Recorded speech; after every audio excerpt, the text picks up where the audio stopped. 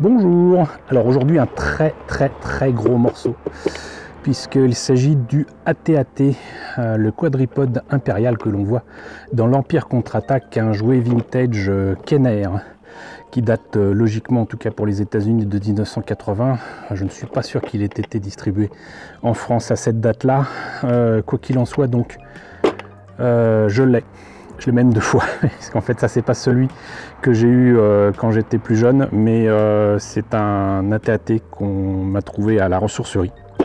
Encore merci à Aria de me l'avoir mis de côté, et j'ai plein de choses à vous montrer autour de ce joyeux AT-AT quadripode qui, comme vous le voyez, donc, est articulé de partout, a une grosse tête, a des canons, est prêt à en découdre avec les rebelles, a même de quoi accueillir des pilotes de AT-AT évidemment, et de ce côté-ci a même donc un panneau qui s'ouvre pour montrer l'intérieur, pour pouvoir tenir la tête, lui faire bouger les canons, etc.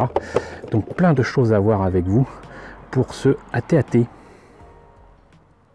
Alors puisque je l'ai, on va commencer par la notice, j'allais dire de montage, mais c'est écrit de toute façon, hein. Assembly Instruction, avec, ma foi, j'aime bien ces dessins comme ça là au trait, je trouve ça très beau. Là il y a marqué quand même 1981, je partais du principe que c'était de 1980 pour le jouer, mais visiblement ce n'est pas le cas. Donc là, nous avons les indications pour les nombreux autocollants qui sont à mettre un petit peu partout, hein, vraiment.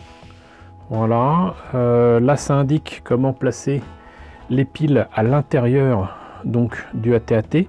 Il est recommandé d'utiliser une pièce pour pouvoir enlever, permettre de soulever finalement le panneau sous lequel on peut mettre les piles. C'est des grosses piles 1,5 volts, hein, voilà. Ils indiquent d'ailleurs comment placer le panneau qu'on a ouvert pour accéder aux piles.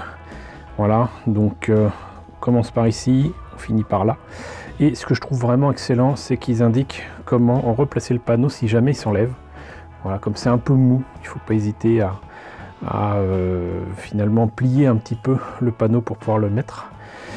Ici ils indiquent donc comment placer les canons, voilà, et les canons donc sur le côté, apparemment j'ai l'impression que je les ai mis à l'envers, donc c'est pas grave, mais cela dit, là sur ce dessin on a l'impression que c'est dans ce sens là, et finalement ici, là, la tête à l'envers, on voit que c'est dans l'autre sens.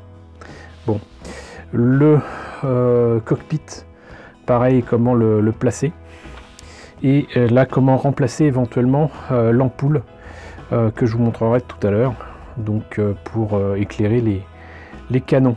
Voilà, donc il y a même la référence de l'ampoule, ce qui est excellent.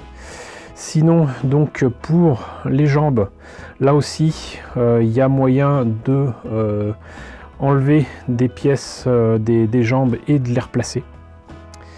Et ils indiquent comment les placer fermement pour que ça tienne bien, et comment utiliser la tête, ça aussi je vous montrerai, et comment utiliser donc les canons, tout pareil. Et donc dans le cockpit, on peut mettre la plupart des figurines de Star Wars, est-il précisé. Voilà, donc ça c'est fait.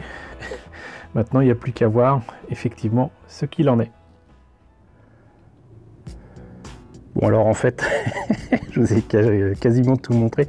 On va commencer par la première chose qui évidemment me semble logique, à savoir que donc il a 4 pattes. Pour autant, contrairement à ce qui avait été dit à la personne qui a vendu le AT-AT à mon père quand j'étais plus jeune, ça a beau être électrique, ça ne veut pas dire qu'il est motorisé du tout. Les canons sont motorisés, mais on y reviendra.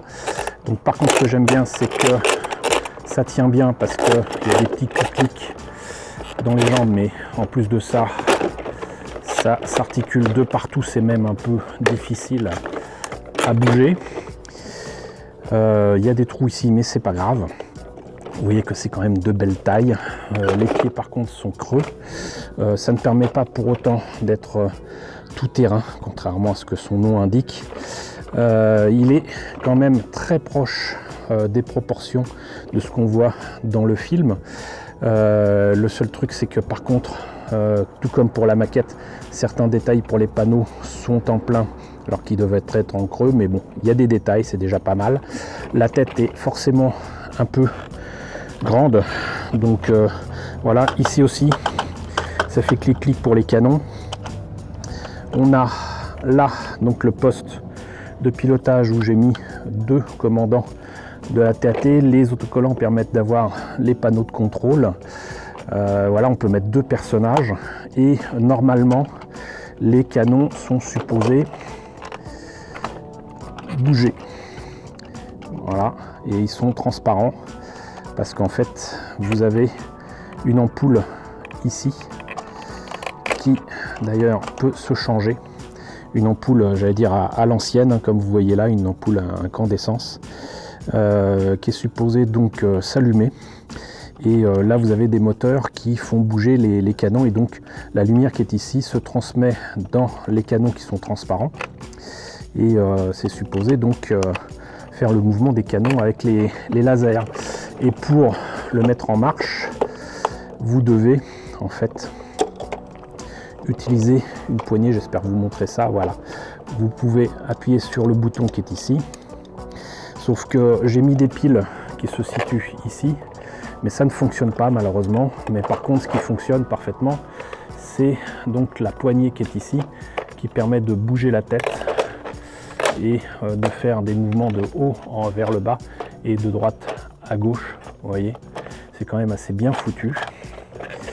Et vous pouvez aussi vous servir de cet endroit pour placer des personnages où il y a des petits picots qui servent à les coincer par les pieds. Vous voyez, vous pouvez même mettre des véhicules.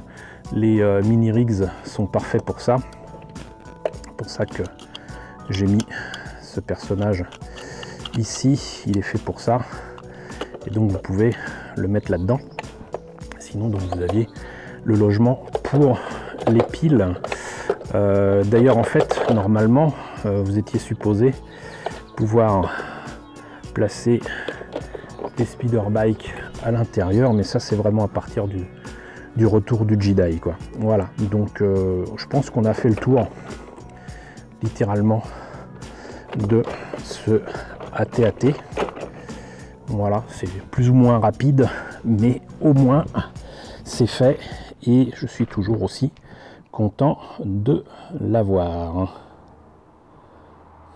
Et bien voilà, je vous ai tout présenté pour ce AT-AT Vintage de Kenner qui a été distribué en France par Miro Mikano. J'espère que la présentation de cet objet vous a intéressé, peut-être que ça vous a rappelé de beaux souvenirs. N'hésitez pas à me dire ce qu'il en est dans la section commentaires, n'hésitez pas à liker, n'hésitez pas à partager, n'hésitez pas à vous abonner si ce n'est pas déjà le cas. Coucou aux nombreux abonnés qui nous ont rejoints ces derniers temps, bienvenue ici. Coucou aux grands anciens qui me suivent depuis 6 ans, merci à tous de votre fidélité, merci à tous de votre soutien sur Tipeee et sur Paypal. Surtout prenez soin de vous, je vous laisse avec la liste des contributeurs de la chaîne, et je vous dis à très bientôt, je l'espère, pour la présentation d'un nouveau jouet Star Wars.